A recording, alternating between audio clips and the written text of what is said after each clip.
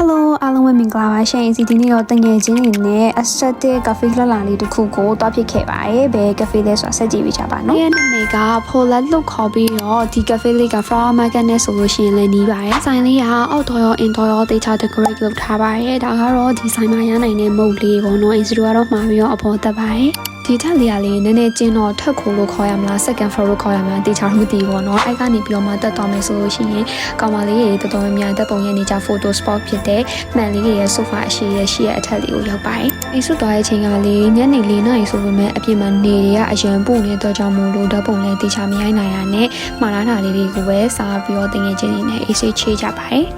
ခဏအောင်ကထက်ကနေပြီးတော့အပေါ်တစ်ထက်ကိုတက်လို့ရှိရင်တော့ဒီ third floor ကိုရောက်ပါတယ်ဒီ floor လေးကလေခဏအောင်ကနေရာလေးနဲ့တော့ပုံစံလေးတူရပေါ့နော်ဒါပေမဲ့ sofa နေရာမှာခုံရှည်လေးတွေဖြစ်သွားတယ်နေရန်ကပ်ပကြီးလေးတွေကကွဲသွားရပေါ့နော်ဒီထက်ရဲ့ decoration ကလေအိမ်စိမ်းမြင့်ဆိုလို့ရှိရင်တော့တခြားထက်ထစားလို့ရှိရင်တော့ပိုလှပါတယ်အပြင်ကိုလည်းကြည့်လိုက်ပါအောင်ဒီကညနေ9 နာရီခွဲရှိနေပြီပေါ့နော်ဒါပေမဲ့နေကလုံးဝမကြသေးတဲ့အတွက်ကြောင့်မို့လို့အပြင်မှာဓာတ်ပုံရိုက်မယ်ဆိုလို့ရှိရင်တော့နေလေးနည်းနည်းရှိန်ပါတယ်သူ့ဆိုင်ကလေအဲကွန်သိမ့်မနိုင်ပန်ကာကြီးဖွေထားပေမဲ့လည်းပူရပေါ့နော်ဒါပေမဲ့ကျမတို့ကတော့ပူလဲဓာတ်ပုံရအောင်ရိုက်ခဲ့ပါတယ်ကဲဒါဆိုလို့ရှိရင်တော့ဒီဗီဒီယိုတွေကတော့ဒါလောက်ပါပဲရှင်နောက်မှအင်စီရိုက်ထားတဲ့ပုံလေးထည့်ထားပေးပါတယ်အားလုံးကျေးဇူးအများကြီးတင်ပါတယ်ဘိုင်ဘိုင်